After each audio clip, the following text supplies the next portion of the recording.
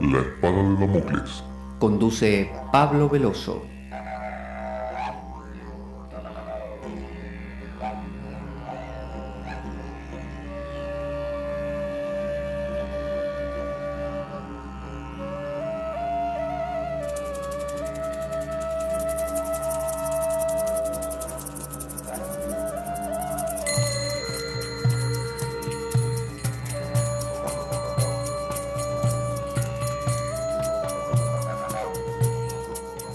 Tal como lo cortés no quita lo valiente, así lo hilarante no quita lo profundo. Y dado que la vida es un juego, aquí comienza La Espada de Damocles. La ficción más real que puedas concebir. La Espada de Damocles es un programa que por mera falta de objetividad cree ser diferente. Personajes mitológicos salidos de los más profundos avernos. Leyendas escabrosas y sin sentido. Curiosidades inquietantes e inútiles. Historias antiguas malversadas por nuestra incapacidad de entendimiento. Y cuentos carentes de profundo significado. También pretenderemos sin el menor éxito entender al ser humano en toda su dimensión. En suma, si quieres desperdiciar tu vida, aquí comienza La espada de Damocles. La ficción más real que puedas concebir.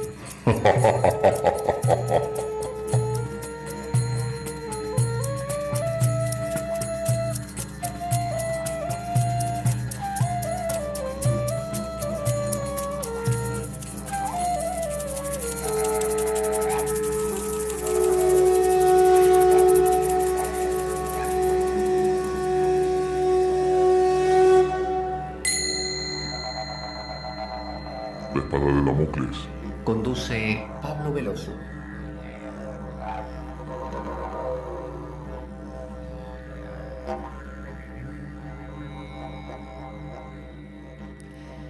Buenas para todos. Aquí estamos en La Espada de Damocles. ¿Quién les habla? Pablo Veloso.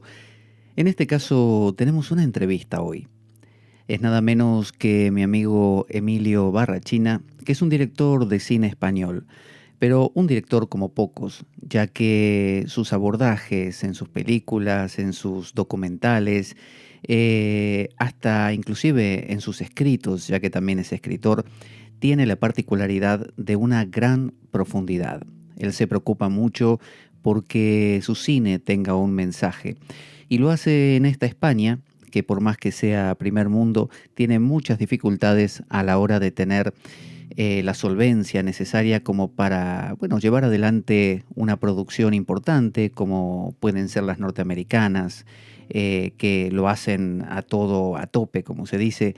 Bueno, aquí en España resulta más difícil. Así que Emilio lucha contra esto y a su vez quiere llevar al público a un nivel de compromiso con lo que está viendo y escuchando más profundo, ya que sabe que todo público, y lo cuenta en la entrevista también, así como también lo ha contado en otras entrevistas que ha dado aquí a La Espada de Damocles, el público en España y en general está acostumbrado a, bueno, a películas y series que simplemente lo entretienen, ¿no? Que apelan al estímulo, cosa que no está nada mal porque ayuda también a descomprimir, pero que no hay más que eso.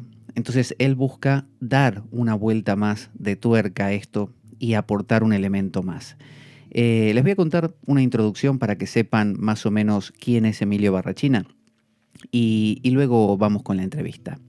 Emilio Barrachina es poeta, escritor y director de cine, como si fuera poco. En 1997 regresa a España después de vivir 10 años en Latinoamérica como periodista, desempeñando cargos como el de corresponsal del Servicio para América Latina de la BBC.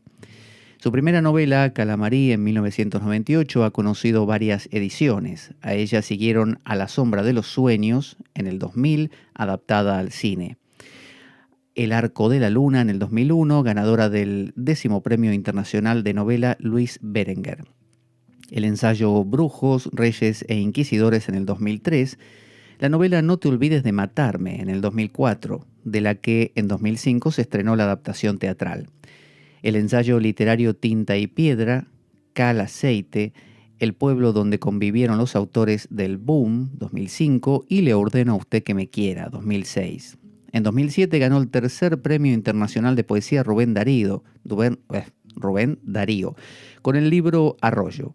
Su más reciente publicación es la novela La venta del paraíso, 2006, traducida a varios idiomas y cuya adaptación cinematográfica, muy buena por cierto, la recomiendo, se estrenará próximamente. Este escrito tiene cierta antigüedad, por eso no está actualizado. Hoy en día esa película sí se ha ya estrenado y con mucho éxito, y al mismo tiempo ya está él trabajando en unos proyectos que nos contará en la entrevista. Asimismo ha dirigido documentales para cine y televisión como Luz, Espacio y Creación, Tinta y Piedra, Niñas Soldado, Desminadoras de Sudán, eso es muy fuerte, es un documental, Emigrantes, o también Lorca, El mar deja de moverse. El mar no deja de moverse en realidad. Este documental de Lorca nos va mostrando ya la inclinación que tiene Emilio y el amor, la pasión por Lorca, y por eso lo va volcando en obras como la que acaba de hacer y que es el motivo de esta entrevista, que es nada menos que Yerma. Este documental de Lorca fue sobre la muerte de Federico García Lorca y que ha obtenido numerosos galardones internacionales, y le digo, a la vez ha creado mucha controversia porque, bueno, cuestiona las razones del asesinato de García Lorca. En 2008 estrenó los documentales Orson Welles y Goya, como generando un paralelismo entre ambos famosos y destacados personajes, y la España de la copla. En 2010 dirigió el polémico largometraje El discípulo. Ese documental, o ese largometraje mejor dicho, tiene el asesoramiento de Antonio Piñero, a quien hemos entrevistado aquí en La Espada de Damocles, hablando sobre su libro El trono maldito en alguna ocasión, así que pueden buscarlo. Es una película muy interesante porque presenta a un Jesús sumamente humano y a la vez con una gran profundidad. Y tiene el mérito de ser una producción española, aunque también el protagonista es un inglés.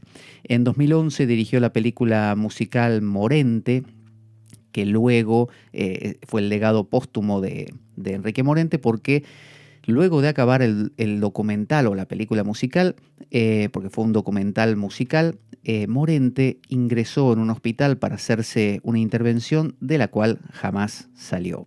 Así que fue lo último que dejó y tuvo el privilegio Emilio Barrachina de haber registrado esos últimos momentos de nada menos que del gran Morente.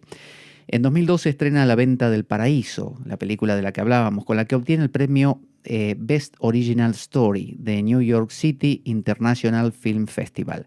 Escribe en 2014 el poemario La huella eterna, con la que gana el Premio Internacional de Poesía Cial Pigmalión, dado a esta obra y a toda su carrera literaria. En 2015 estrena la película El violín de piedra, ¿no? Eso fue recientemente. Nos habló de eso en la última entrevista. Sobre la despoblación rural, ¿no? Algo muy relacionado con esta zona también, con Asturias, y protagonizada por Carlos Álvarez Novoa. En su presentación en el Festival Internacional de Cine y Arquitectura de Oviedo, justamente aquí, FICARC, en el Teatro Campo Amor, obtuvo los premios a Mejor Director, Mejor Actor Principal y Mejor Música. Actualmente prepara la adaptación cinematográfica de la obra Yerma, esta es de la que va a hablar ahora, de Federico García Lorca, versionada en inglés y en nuestra época, que se rodará, lo ayorno, que se rodó en Londres.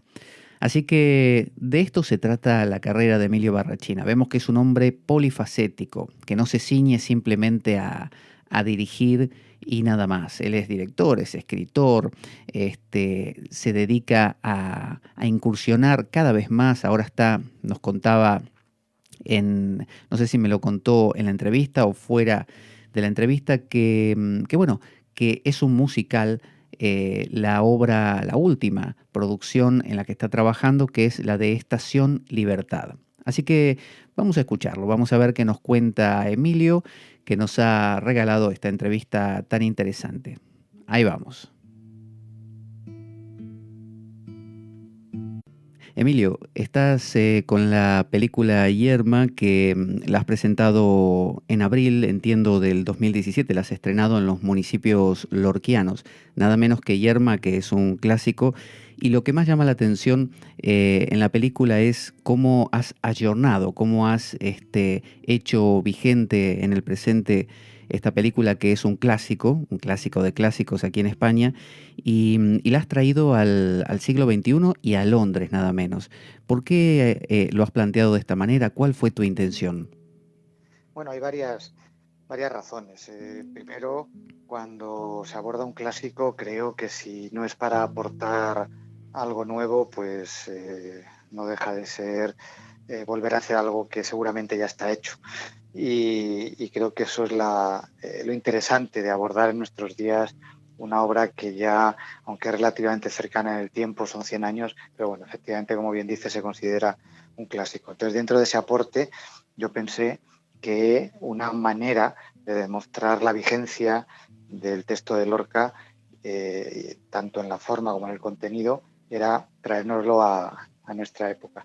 Y yo creo que en la película funciona muy bien. Efectivamente nos hemos llevado a Londres, además a ese mundo político y financiero, con lo cual hemos convertido unos campesinos de hace 100 años de la Granada profunda Sí. en gente actual con vivencias como las nuestras, en una clase social alta. Si le hemos dado la vuelta, es un poco también, el otro día me decían en una presentación en Chicago, un poco como lo de los ricos también lloran, ¿no? Es decir, Sí, algo que sí. veíamos en estos campesinos lo vemos en las clases altas, ¿no?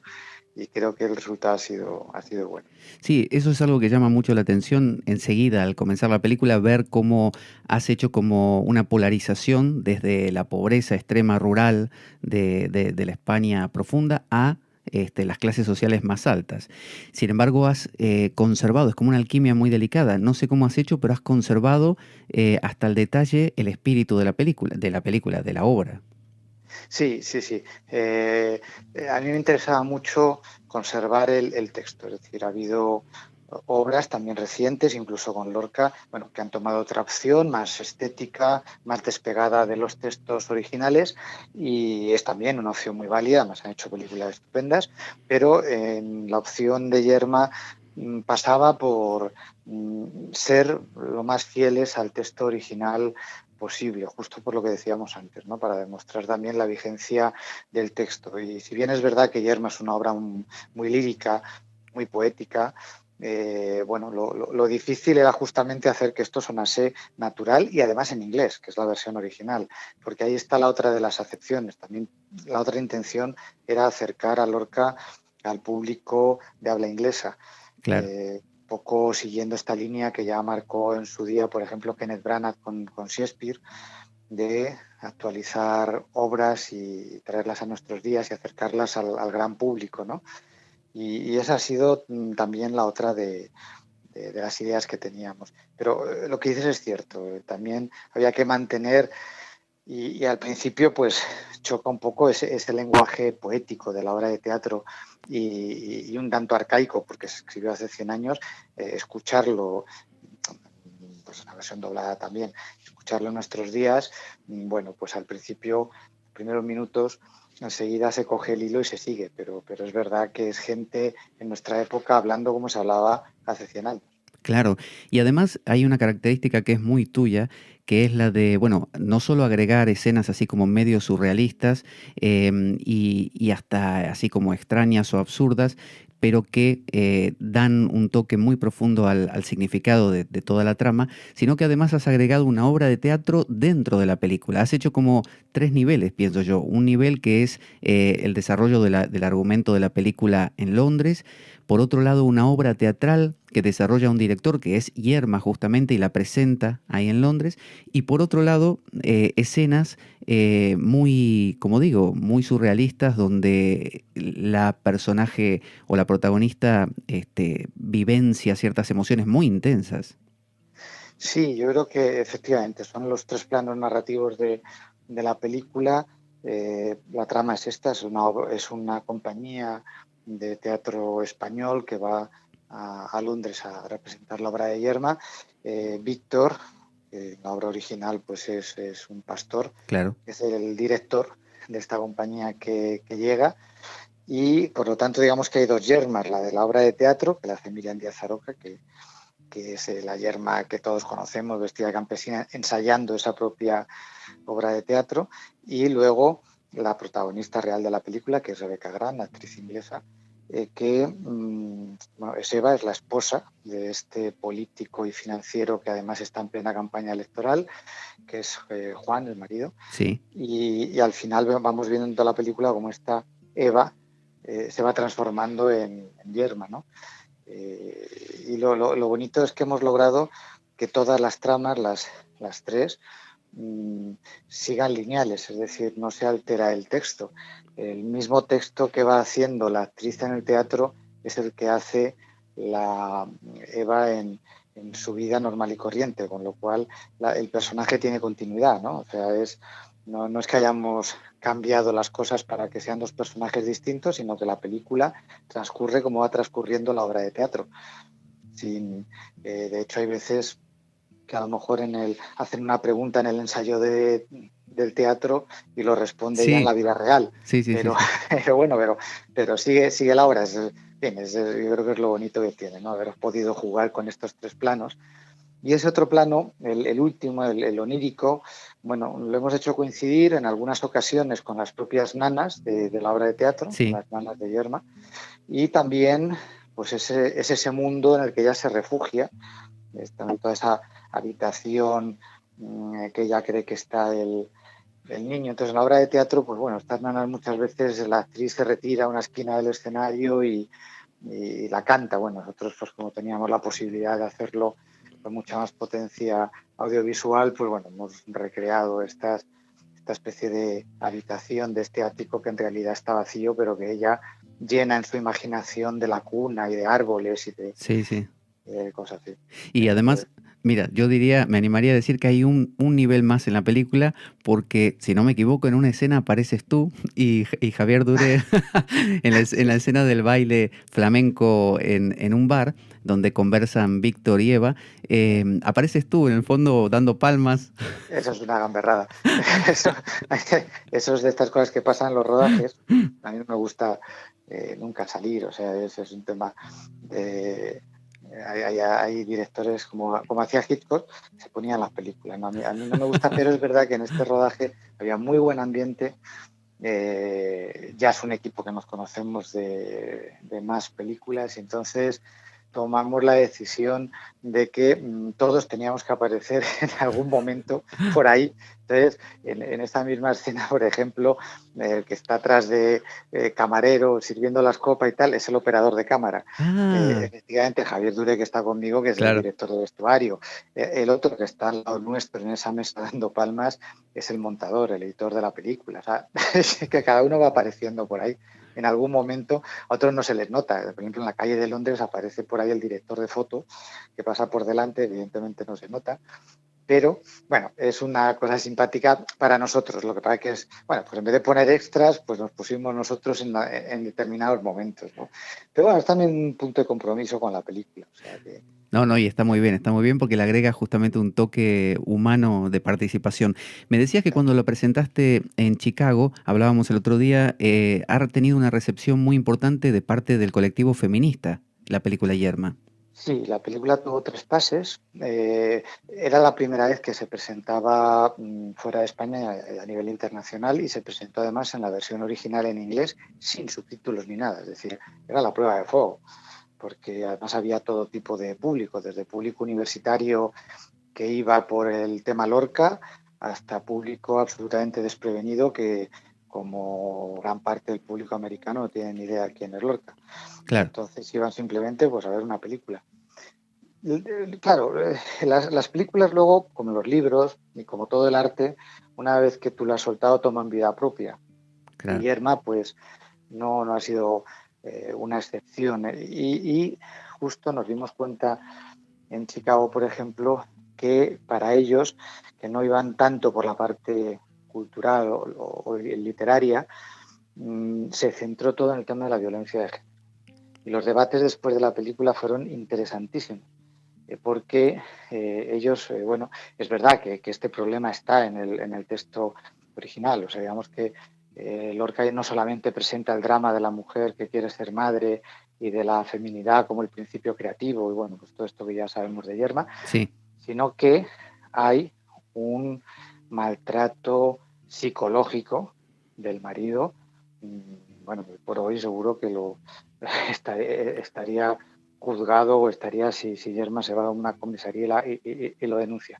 Entonces, ese otro maltrato que no es el físico, pero que es el más habitual, que es el psicológico, que en la obra está muy presente, pero que aquí se potencia mucho más al traerla a nuestros días.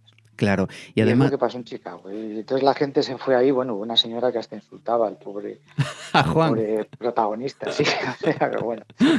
Además, Este, la ventaja de una obra clásica como esta es que es intemporal porque justamente toca una fibra muy profunda y la toca en distintos estratos culturales de la población. Es decir, como tú dices, cada uno va haciendo propia la obra y va sintiendo que le habla a sí mismo y a sus circunstancias. claro.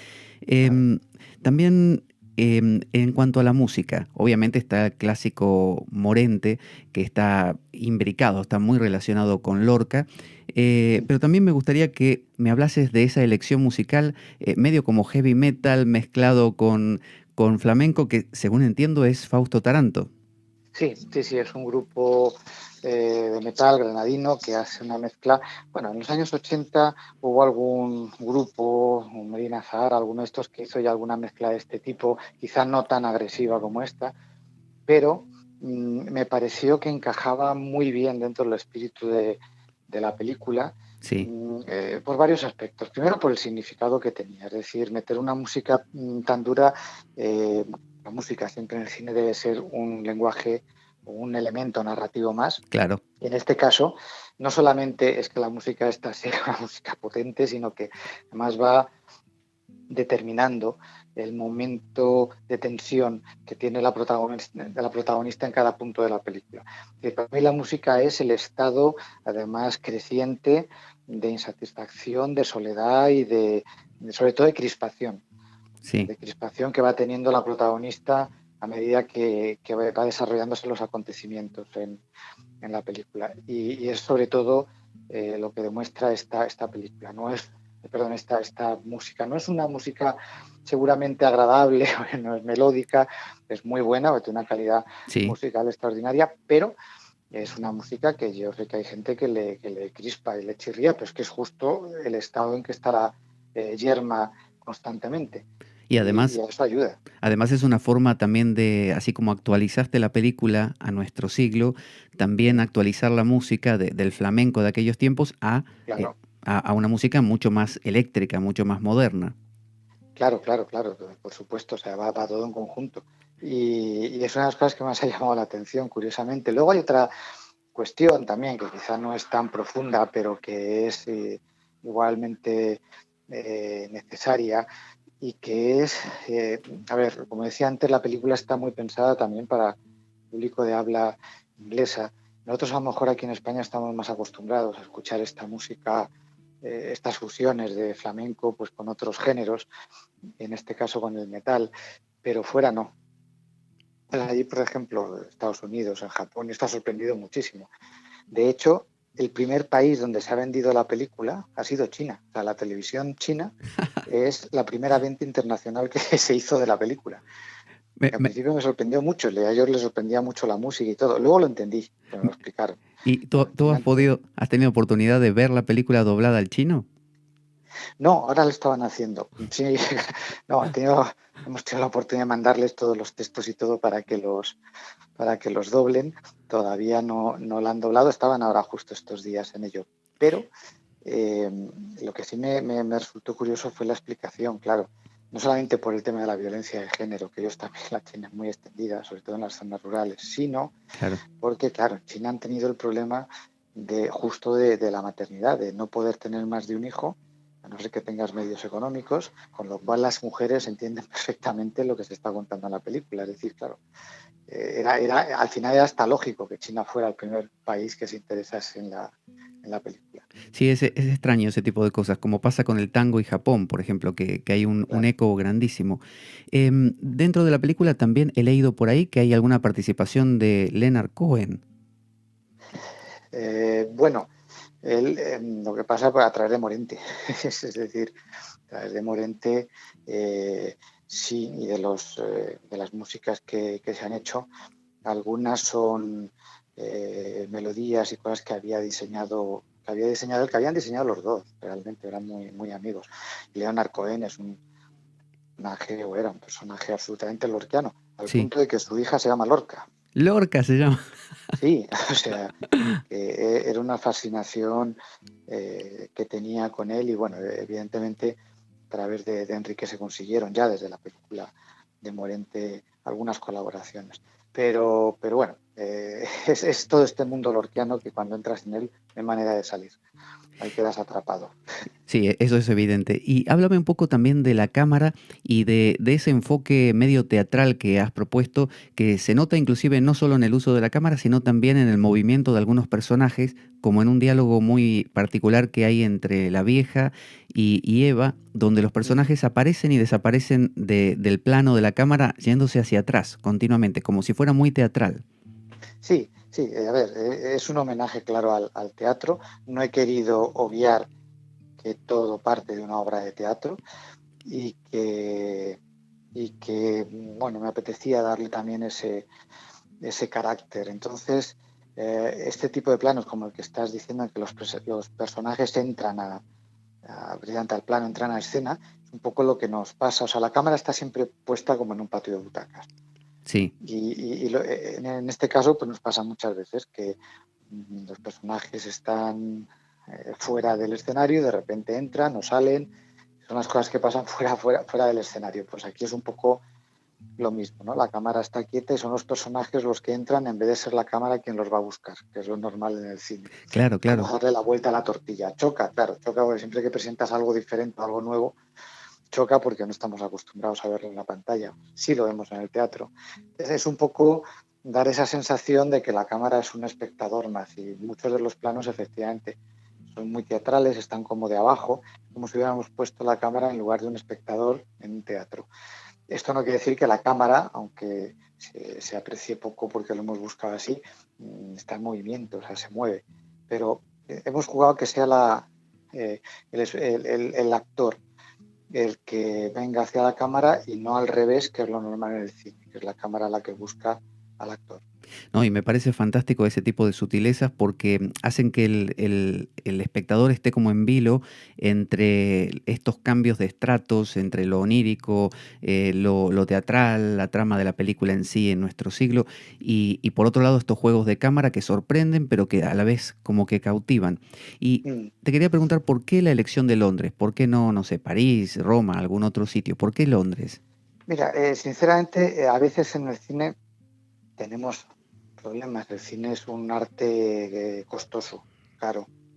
Y la primera elección cuando hice la adaptación, el guión, era Nueva York, por una razón obvia de la relación de Lorca con Nueva York. Claro, claro. Era lo lógico y así se planteó. Cuando los productores fueron a Nueva York, a Estados Unidos, a plantear la posibilidad de rodar allí la película, los costos se disparaban de tal manera que se hacía prácticamente imposible. O sea, los derechos allí, sindicatos, todo, realmente se iba mucho dinero en algo que no iba a estar en la pantalla. Yo en el cine siempre defiendo que la mayoría del presupuesto tiene que estar en la pantalla, no detrás de la cámara, no en los bolsillos de productores, sino que lo que se gaste en una película en su mayor parte debe verse, debe estar ahí. Entonces Claro, tomamos claro. la decisión y preferimos bueno, pues irnos a un sitio que tuviera la esencia del inglés, pero más cercano. Y en ese sentido, pues en Londres se nos facilitó muchísimo el rodaje y los costes. Y bueno, pues pudimos conseguir eso de que el presupuesto que teníamos, que era limitado, pues fuera realmente a la pantalla y no detrás de ella. ¿Y el tiempo de filmación cuánto te llevó? 5 semanas. ¿No? 5 semanas. Hoy por hoy es casi que se ha convertido en la medida estándar. O sea, películas de 90 minutos suelen ser 5 semanas de rodaje. Otra cosa es la preparación y la postproducción. Una película, desde que se empieza a pensar hasta que se termina y se estrena, tiene un promedio de 2 años. Son 2 años de trabajo más o menos, que es lo que llevo a esta también. Claro. Y Yerma está inserta dentro de una trilogía lorquiana rural de La casa de Bernarda Alba, Yerma y luego Bodas de sangre. ¿Tú cómo vives esta Yerma? ¿Como una especie No, de... no es Bodas de sangre la última. Ah, no. No, es la comedia sin título. Bodas de sangre, efectivamente, es la trilogía lógica lorquiana, pues son los 3 dramas, Sí, pero en mi caso no he querido acabar con Bodas de sangre porque creo que ya está hecha. Es decir, creo que se ha hecho La novia, que es una estupenda película, y que bueno, pues no queríamos ni competir, ni está demasiado cercana. Entonces me pareció mucho más interesante terminar la trilogía con La comedia sin título, por 2 razones. Primero, porque es la obra que estaba escribiendo Lorca en el momento que lo asesinan. claro.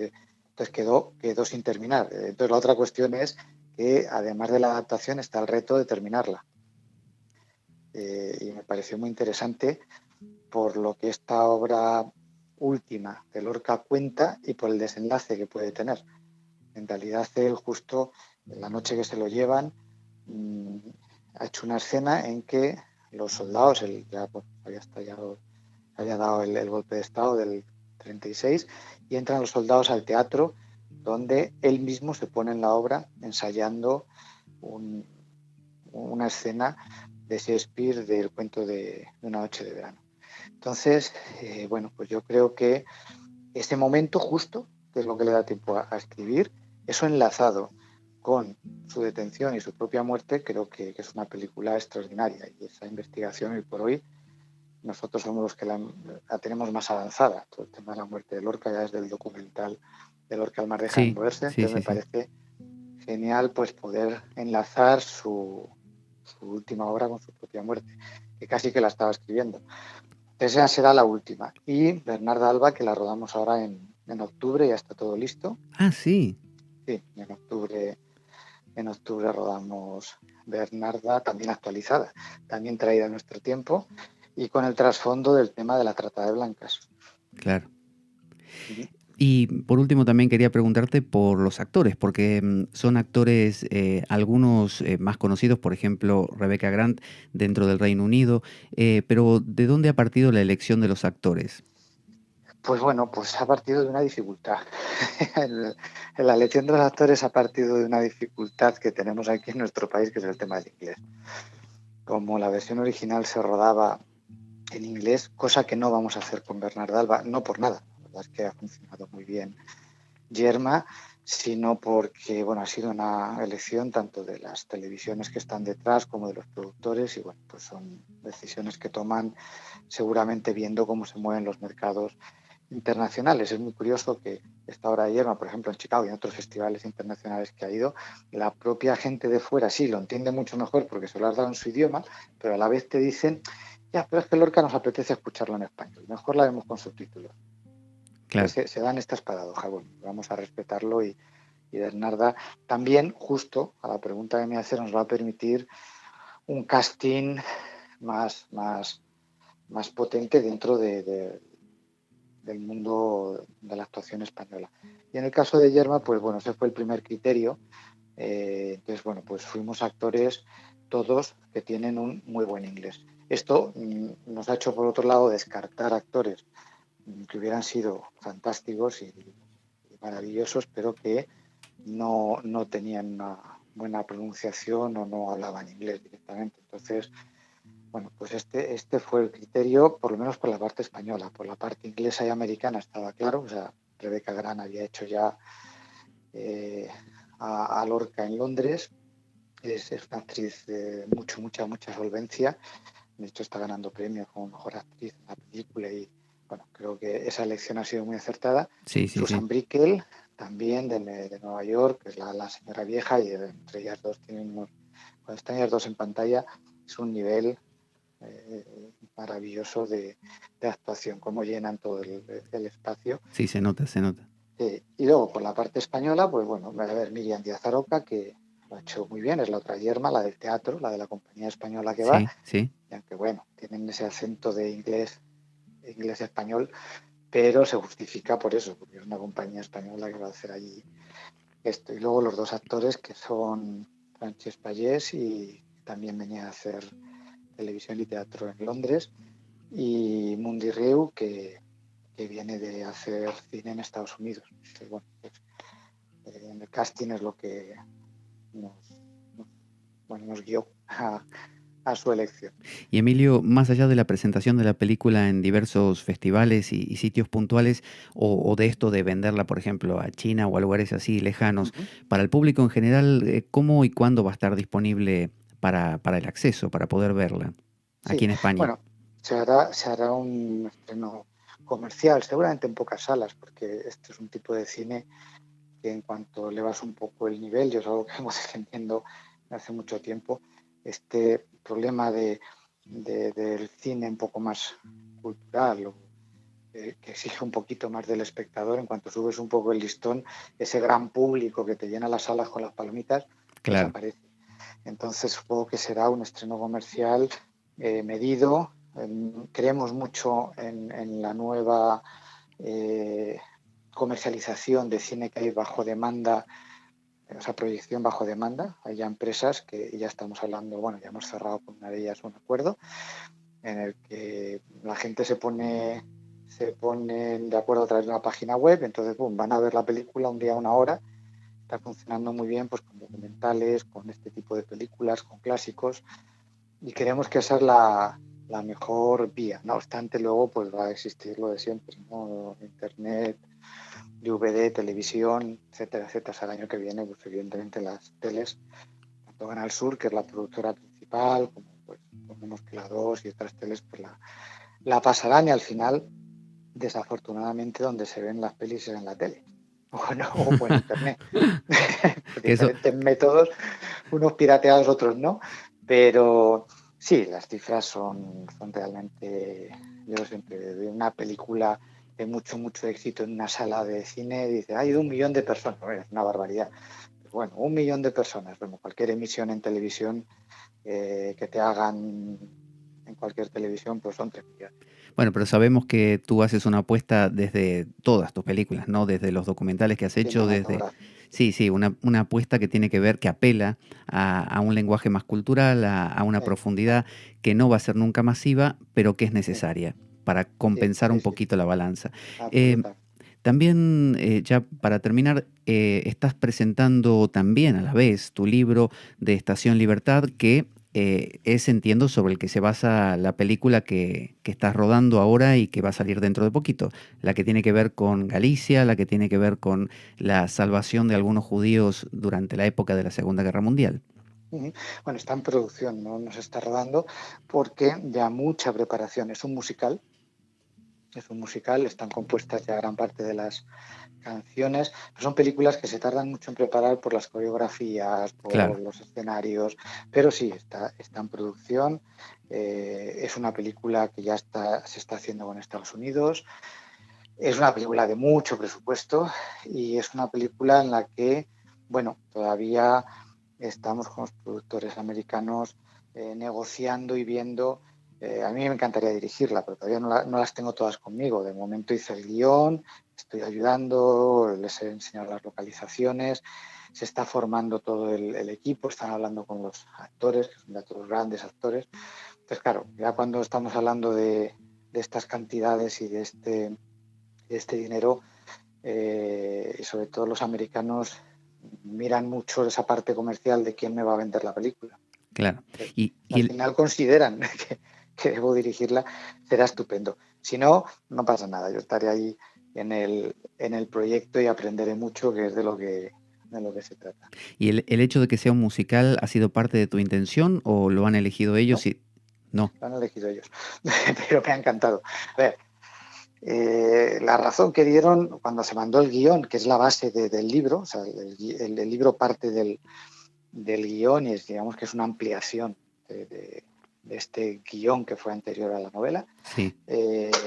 Cuando se mandó, lo leyeron, les gustó mucho la historia, dijeron que era distinta, que no era lo que se había contado siempre, pero que sin embargo hacer una película, un drama sobre tres hermanas que salvan a cientos de judíos en la Segunda Guerra Mundial, que esto ya había sido poco menos que copado por la lista de Schindler y que ya Claro. desde que se hizo la lista de Schindler todas las películas con esta temática pues han ido muy a rastras e incluso comercialmente medio. Pero sin embargo no se ha hecho ningún musical sobre el tema.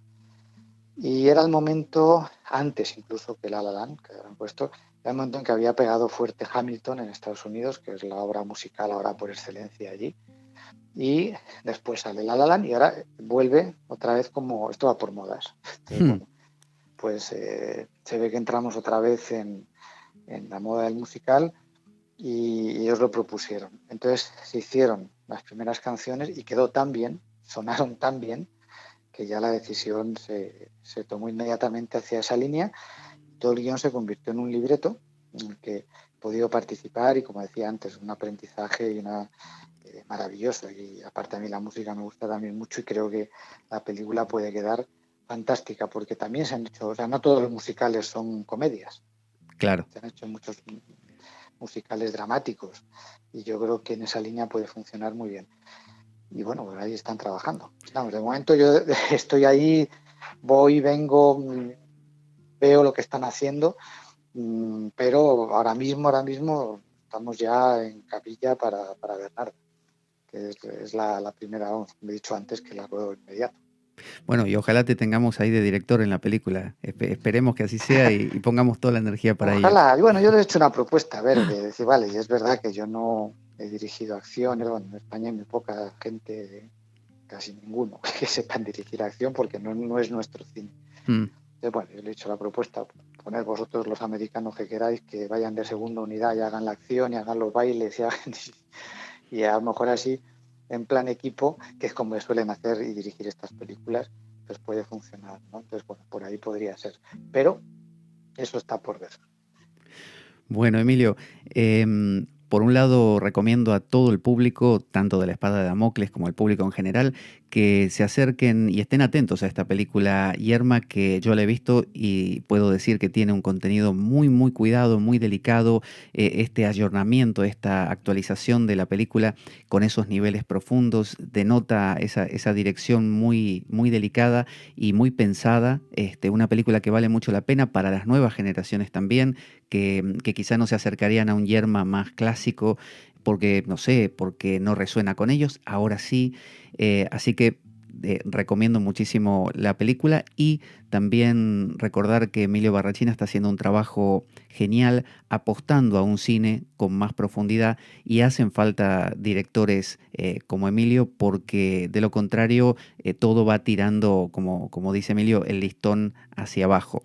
Y bueno, también este nuevo proyecto de Estación de Libertad y las otras partes que tiene pensado Emilio de la trilogía lorquiana. Es decir, Emilio, tú no paras, eres una máquina de trabajar, de viajar, de promocionar. No sé, la verdad, de dónde sacas tiempo y energía, pero la utilizas muy, muy bien. Y te agradezco esta entrevista.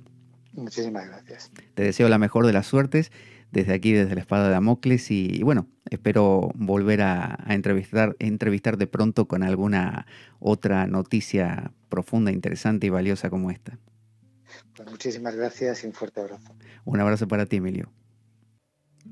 Bueno, espero que les haya gustado la entrevista tanto como a mí y nos quedamos aquí a la espera de que próximamente, dentro de todo el movimiento, la actividad frenética de Emilio Barrachina, nos conceda también una nueva entrevista sobre aquella cosa en la que esté trabajando, que seguramente como es imprevisible, podrán ser de las más variadas. Les recuerdo acerca de nuestro programa, fíjese. Nuestro programa carece de sustento económico externo. Si quieres colaborar y apoyarnos, puedes hacer de cuenta que me invitas a un café y dejar una donación equivalente a ello o lo que tú desees a través del enlace de PayPal que aparece en nuestro canal en iBooks. Si tienes alguna duda al respecto, puedes enviarme un correo a info@gmail.com para informarte y desde ya muchas gracias por ello. Y por si quieren descargar nuestros programas y no saben de dónde, ahí vamos con ello. Para descargar nuestros programas grabados, puedes hacerlo a través de nuestra web www.espadaweb.blogspot.com. Puedes comunicarte a través de Twitter, @PabloJVeloso, enviarnos un correo a info@espadaweb.gmail.com, donde puedes contarnos opiniones, preguntas, sugerencias. También puedes participar y sumarte a nuestro grupo de Facebook llamado La Espada de Damocles. Puedes compartir nuestro programa libremente por la red y también subirlo a tus propios canales. Pero sobre todo, ¿sabes qué? No te lo puedes perder. Y bueno, ya llegando al final de nuestro programa, vamos a escuchar nuestra cortina musical de despedida y nos despedimos, eso sí, hasta la próxima en que nos encontremos aquí en La Espada de Damocles. Quien les habla, Pablo Veloso. Hasta siempre.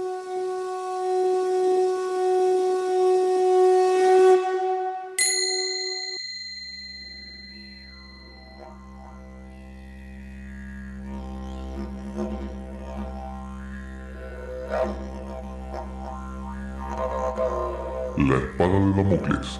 Conduce Pablo Veloso.